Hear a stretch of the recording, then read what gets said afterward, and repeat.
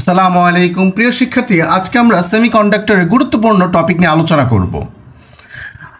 Conductor কোন কোন মৌলকে আমরা কন্ডাক্টর বলতে পারি? যে সকল মৌলের সর্বশেষ কক্ষপথের ইলেকট্রন, যে সকল মৌলের সর্বশেষ কক্ষপথের ইলেকট্রন চারটির কম সে সকল মৌলকে আমরা বলতে পারি কন্ডাক্টর। কেন? দেখো তো, সর্বশেষ কক্ষপথে যদি একটা ইলেকট্রন থাকে, যেমন আমি সোডিয়ামের কথা যদি বলি, সোডিয়ামের সর্বশেষ কক্ষপথে একটা ইলেকট্রন আছে, তাহলে এই একটা ইলেকট্রন আমি সহজেই নিউক্লিয়াস ছাড়তে পারে। যদি দুইটা ইলেকট্রন থাকে তাহলে দুইটা ইলেকট্রন নিউক্লিয়াস সহজে ছাড়তে পারে। যদি তিনটা থাকে এটা ছাড়তেও কষ্ট হয়, বাট পারে। তার মানে কি? কিন্তু চারটা থাকলে কিন্তু সম্ভব না। তার মানে কথা অর্থ হলো, যে সকল মৌলের সর্বশেষ কক্ষপথে চারটি ইলেকট্রনের কম ইলেকট্রন থাকে সে সকল মৌলকে আমরা বলতে পারি কন্ডাক্টর। আবার আমি যদি বলি ইনসুলেটর,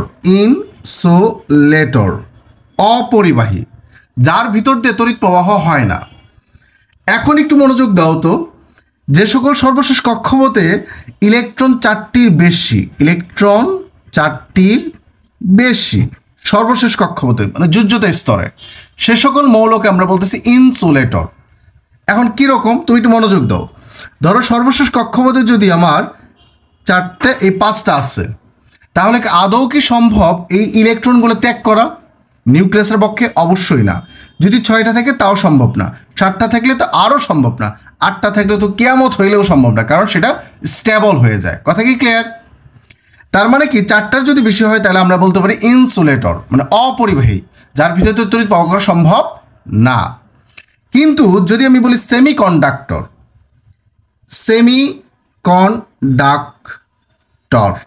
কোন কোন মৌল সেমিকন্ডাক্টর হতে পারে? যে সকল মৌলের সর্বশেষ কক্ষপথে ইলেকট্রন চারটি আছে, তার মানে যে সকল মৌলের সর্বশেষ কক্ষপথে ইলেকট্রন চারটি, তাকে আমরা বলতে পারি সেমিকন্ডাক্টর। এখন কেন চলো বুঝি। আমার যদি চারটা ইলেকট্রন থাকে সর্বশেষ কক্ষপথে, ধরলাম আমরা চারটা ইলেকট্রন আছে ধরলাম, তাহলে আমি কিন্তু সর্বোচ্চ কয়টা ইলেকট্রন ত্যাগ করতে পারি? তিনটা। তাহলে ধরো একটা ইলেকট্রন অতিরিক্ত আছে।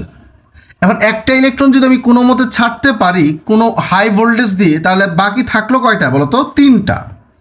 তাহলে এই তিনটা ইলেকট্রন নিউক্লিয়াস ছাড়তে পারবে কি পারবে না? অনায়াসেই পারবে।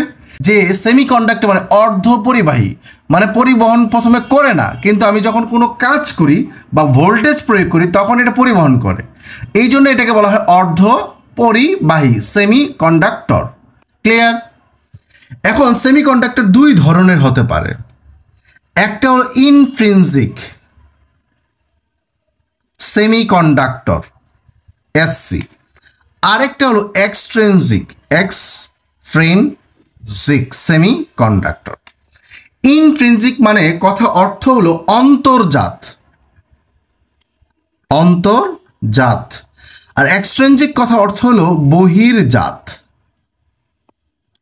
এখন ইনট্রিনজিক সেমিকন্ডাক্টর কি আর এক্সট্রিনজিক সেমিকন্ডাক্টর কি? অন্তর্জাত কথা অর্থ হলো, অন্তর মানে কি বলতো? তার ভিতরে যা আছে সেটাই, জাত মানে নিজস্ব। বহির্জাত মানে কি? সে অন্যের দ্বারা প্রভাবিত হয়। ধরো আমি একটু আগে বললাম সেমিকন্ডাক্টর হলো সর্বশেষ কক্ষপথে চারটি ইলেকট্রন থাকলে তাকে সেমিকন্ডাক্টর। তাহলে সেটা কি কি মৌল হতে পারে? ধরো প্রথম কক্ষপথে দুইটা, তারপরে কক্ষপথে চারটা, তার মানে সেমিকন্ডাক্টর। সে 2 আর 4 কত?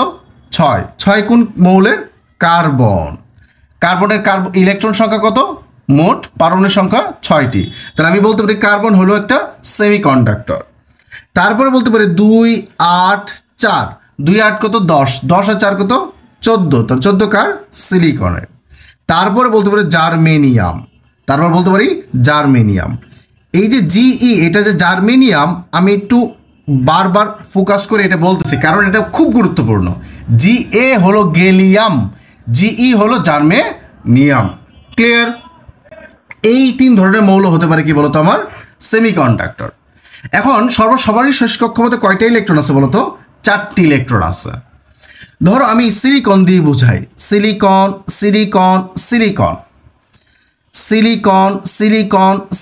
ধরো এটা একটা ক্যালাস, বা ক্রিস্টাল, এর সর্বশেষ কক্ষপথে কয়টা ইলেকট্রন? 4টা। তাহলে বন্ধন করতে পারে কয়টা বলতো? 4টা।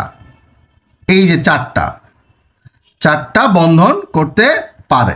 তুমি একটু মনোযোগ দাও তো, এই 1 2 3 4, 4টা ইলেকট্রন 4টা বন্ধন করছে, সবাই কিন্তু এক সেম, 1 2 3 4। যে কোনো বন্ধন মানে কি বলতো, এই পাশে একটা ইলেকট্রন আছে আর এই পাশে একটা ইলেকট্রন আছে, তার মানে এইখানে 1 2 3 4 সব জায়গায় 4টা আছে। কথা কি ক্লিয়ার? এখন তুমি দেখো তো এইখানে এইটা সেমিকন্ডাক্টর, সিলিকন সেমিকন্ডাক্টর, আমি কি কিছু কি মিশাইছি এখানে? কোনো কিছু মিশাইছি না। যদি না মিশাই তাহলে নিজস্ব যে তার জাত বা তার যে নিজস্ব ধর্ম সেটাই আসি গেছে না? আছে। তো সেটাকে আমি বলতে পারি না তাহলে অন্তর্জাত। তাহলে সহজ কথা হলো, যে সকল সেমিকন্ডাক্টরে কোনো কিছু মেশানো হয় না সে সকল সেমিকন্ডাক্টরে বলা হয় অন্তর্জাত। কথা কি ক্লিয়ার? আর বহির্জাত মানে কি বলতো? যে সকল সেমিকন্ডাক্টরে কোনো কিছু মিশাবো সেটাকে আমরা কি বলতে পারি? বহির্জাত। আমরা নিজস্ব ধর্ম তার থাকে না। এখন প্রশ্ন আসতে পারে যে অন্তর্জাত বহির্জাত এদের মধ্যে কোনটা বেশি পিওর সেমিকন্ডাক্টর? পিওর মানে বিশুদ্ধ, সেমিকন্ডাক্টর মানে কি? ধরো আমি আরেকটু ক্লিয়ার করে বুঝাই তোমাদের। ধরো এটা একটা কাঠ, এটা একটা কি কাঠ, যার ভিতর দিয়ে তড়িৎ প্রবাহ হয় না, কিন্তু আমি এমন কোনো কিছু একটা মিশাইলে তড়িৎ প্রবাহ হবে। বলো তো কি মিশাইলে তড়িৎ প্রবাহ? চিনি, লবণ, লবঙ্গ, মশলা, হলুদ না, কিন্তু আমি সাথে এই কাঠের সাথে যদি পানি মিশাই তাহলে তড়িৎ প্রবাহ হবে। তাহলে এই পানি, এই কাঠের জন্য এই পানিটা কি বলতো? অপদ্রব্য। বলতে পারি কি পারি না? এই কাঠের জন্য পানিটা কি? অপদ্রব্য। যখন এই কাঠের সাথে আমি পানি মিশাবো তখন এটা কি তড়িৎ প্রবাহ করবে কি বলো না? করবে। তাহলে এই কাঠটাকে আমি বলতে পারি না এখন থেকে সেমিকন্ডাক্টর, ইনসুলেটর বাদ দিয়ে, অপরিবাহী পদার্থ বাদ দিয়ে, কারণ কিছু মিশালে তো তড়িৎ প্রবাহ হচ্ছে। তা আমি কি বলতে পারি না এটা একটা অর্ধ পরিবাহী? প্রথমে পরিবহন করে না, তারপরে পরিবহন করতেছে। তার মানে কি ঠিক এইরকম, প্রথমে এই কাঠটা ছিল ইনট্রিনজিক, কোনো কিছু মিশাইনি, তারপরে যখন আমি পানি মিশাইলাম তাহলে সেটা হয়ে গেল কি এক্সট্রিনজিক, বহির্জাত। নিজস্ব ধর্ম থেকে সে চলে গেছে, আরেকটা ধর্ম প্রতিফলন নিচ্ছে। সেটা কোন ধর্ম? সে কারেন্ট ফ্লো করতে পারে। আজকে বাসায় একটা এক্সপেরিমেন্ট করো, কাঠের সাথে পানি মিশিয়ে দেখবা, সকেটে হাত দিবা, দেখবা যে কারেন্ট তোমার শরীরের ভিতরে যায় কি যায় না। কথা কি ক্লিয়ার? এখন মনোযোগ দাও। তার মানে ইনট্রিনজিক হলো পিওর সেমিকন্ডাক্টর, যার সাথে কোনো কিছু মিশাইনি, পিওর। আর এক্সট্রিনজিক হলো পিওর না, ইমপিওর। কথা কি ক্লিয়ার? এই যে এক্সট্রিনজিক, যে আমরা কোনো কিছু মিশাবো, এই মিশানোর উপর ডিপেন্ড করে দুই ধরনের আমরা জিনিস মিশাতে পারি। আন্দাজে কোনো কিছু মিশালে হবে? অবশ্যই না। ধরো আমি এটা কাঠের সাথে যদি চিনি মিশাইতাম আর তাহাজ্জুদ নামাজ পড়ে দোয়া করতাম, হে আল্লাহ, আল্লাহ চাইলে তো সম্ভব, অবশ্যই, কিন্তু এমনিতে কি এটা তড়িৎ প্রবাহ হতো? অবশ্যই না। তাই কাঠের সাথে আমি কি মিশাতে হবে? অবশ্যই পানি মিশাতে হবে। তাহলে কাঠের সাথে যখন আমি পানি মিশাচ্ছি তখনই তড়িৎ প্রবাহ হচ্ছে। তার মানে কি এই ইনট্রিনজিকের সাথে কি এমন মিশালে যা এক্সট্রিনজিক হবে? কোন কোন মৌল? এটা দুই ধরনের মৌল। সেটাকে আমরা এই যে মৌলটাকে যে মিশাবো, এই মিশাবো এই জিনিসটাকে আমরা বলতেছি ডোপিং। আমি আবার বলি, সেমিকন্ডাক্টরের তড়িৎ পরিবাহিতা বৃদ্ধির জন্য, সেমিকন্ডাক্টরের তড়িৎ পরিবাহিতা বৃদ্ধির জন্য কোনো অপদ্রব্য মিশানোকে ডোপিং বা ডোপাইন বলা হয়। আমি আবারও বলি, কোনো অপদ্রব্য মিশানোকে, কোনো অপদ্রব্য মিশানোকে আমরা কি বলতেছি বলতো? ডোপিং বা ডোপায়ন বলতেছি। কথা কি ক্লিয়ার? পদ্ধতিকে ডোপায়ন বলতেছে।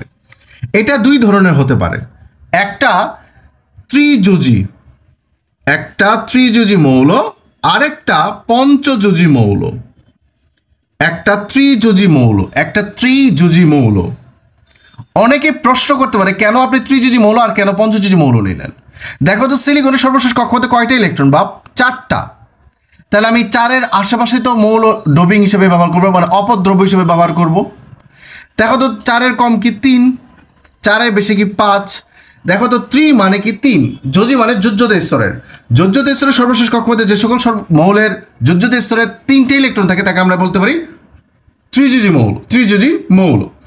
আবার যে সকল মৌলের সর্বশেষ কক্ষপথে 5টা ইলেকট্রন, 5টা, সে সকল মৌলকে আমরা বলতে পঞ্চযোজী। ত্রিযোজী ইংরেজি কি ট্রাই, আর যোজী ইংরেজি কি ভ্যালেন্ট, ট্রাইভ্যালেন্ট। আর পঞ্চযোজী ইংরেজি কি বলতো? পেন্টাভ্যালেন্ট। এখন কোন কোন মৌল ত্রিযোজী হতে পারে, পঞ্চযোজী? দেখো তো প্রথমে আমি লিখলাম 2, তারপর লিখলাম 3। আগে ত্রিযোজী ব্যাখ্যা দিচ্ছি। 2 আর 3, 2 সর্বশেষ কক্ষপথে তাহলে কয়টা ইলেকট্রন থাকলো?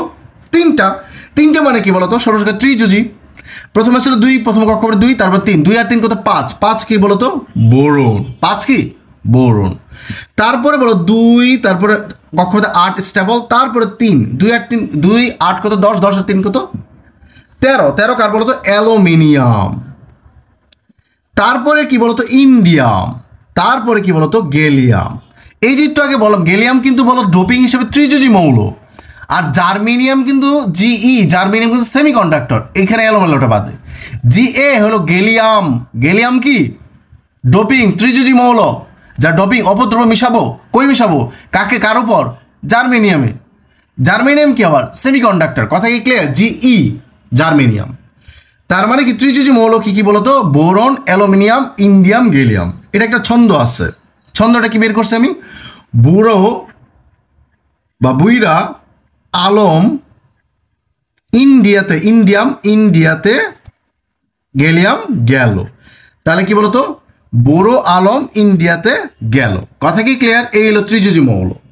এখন যদি আমি বলি পঞ্চযোজী মৌল, দেখো প্রথমে কক্ষপথে 2, তারপরে বলতো 5, 2 আর 5 কত 7, তারপর 7 কি বলতো নাইট্রোজেন। এখন এটা আমি ক্রস দিলাম কেন, একটা আলোচনা আছে, এটা একটা পরে বলতেছে। এটা পঞ্চযোজী মৌল নয়, ডোপিং হিসেবে ব্যবহার করা হয় না। এরপর দেখো 2 8 5, 5 সর্বশেষ কক্ষপথে পঞ্চযোজী, 2 8 কত 10, 10 আর 5 কত 15 ফসফরাস। তারপরে হলো বিসমাথ, লিখে দিচ্ছে তোমরা লিখে ফেলো, বিসমাথ এসবি, এটা এস আর বি, এটা কি বলতো অ্যান্টিমনি, তারপরে আছে কি বলতো আর্সেনিক। তারপরে তুমি একটু খেয়াল করো তো, আমি পঞ্চযোজী কি কি মৌল পেলাম, সর্বশেষ কয়টা আছে বলতো 5টা। কিন্তু এখানে আমি বললাম নাইট্রোজেন কেন হবে না, কারণ তোমরা ছোটবেলায় সবসময় পড়ে আসছো, আমরা যখন অক্সিজেন গ্রহণ করি না অক্সিজেন গ্যাস গ্রহণ করি, তার মানে কি অক্সিজেন প্লাস অক্সিজেন কত হয়ে যাবে বলতো O2। শুধুমাত্র যদি অক্সিজেন গ্রহণ করি আমি সাথে সাথে কি হয়ে যাবো, মারা যাব, কারণ এটা মৌল কখনো আমরা গ্রহণ করতে পারি না। ঠিক তেমনি অক্সিজেন যেমন একা একা থাকতে পারে না, অক্সিজেন একটা গ্যাস হয়ে O2 হয়ে যায়, ঠিক এরকম নাইট্রোজেনও একা একা থাকতে পারে না, নাইট্রোজেন হয়ে কি হয়ে যায়, নাইট্রোজেন গ্যাস হয়ে যায়। নাইট্রোজেন যদি গ্যাস হয়ে যায়, তা আমি এইখানে এই যে ক্যালাস, এই যে কার্বনের ক্যালাস, সেমিকন্ডাক্টর ক্যালাস বা ক্রিস্টাল, এইখানে কি আমি নাইট্রোজেন বা কোনো গ্যাস ব্যবহার করতে পারবো, অবশ্যই না। এই জন্য আমরা নাইট্রোজেন পঞ্চযোজী মৌল হিসেবে ব্যবহার করা হয় না। তাহলে আমি পঞ্চযোজী মৌল ডোপিং হিসেবে কি ব্যবহার করি, ফসফরাস, বিসমাথ, অ্যান্টিমনি, আর্সেনিক। এটা একটা ছন্দ আছে, পিতে হলো পরি, বিসমাথ হলো বার্থডে, বার্থ ডে, এসবিতে সবাই, আর্সেনিকে আসলো। তাহলে কি বলো, পরীর বার্থডেতে সবাই আসলো, আর এটা হলো বুড়ো আলম ইন্ডিয়াতে গেল। ক্লিয়ার। এই ছিল আমার ডোপিং এর 2টা জিনিস, একটা হলো ত্রিযোজী আর একটা পঞ্চযোজী। এই ত্রিযোজী আর পঞ্চযোজী আমি ডোপিং করে ফেলি, সেটা কি ইন্ট্রিনজিক না এক্সট্রিনজিক, অবশ্যই এক্সট্রিনজিক হয়ে গেছে। ক্লিয়ার, ধন্যবাদ।